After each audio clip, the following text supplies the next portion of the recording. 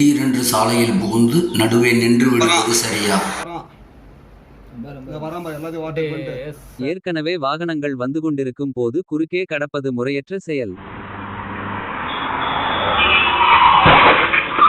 நாம் மட்டும் தான் சாலையில் என்ற அறியாமை நினைப்பில் வாகனங்களை சாலையின் குறுக்கே இயக்குவது தவறு.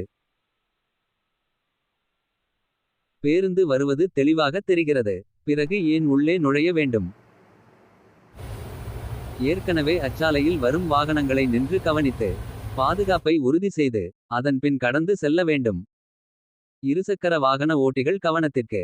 எந்த வாகனமும் புறப்பட்டவுடன் 60 கிலோமீட்டர் வேகத்திற்கு செல்லாது. ஏற்கனவே அச்சாலையில் வந்து கொண்டிருக்கும் வாகனங்கள் திடீரென்று நிற்க முடியாது. ஏற்கனவே அச்சாலையை பயன்படுத்திக் கொண்டிருக்கும் ஓட்டுநர்களுக்கு இடையூறின்றி உங்களது ஓட்டும் செயல்பாடுகள் இருக்கட்டும்.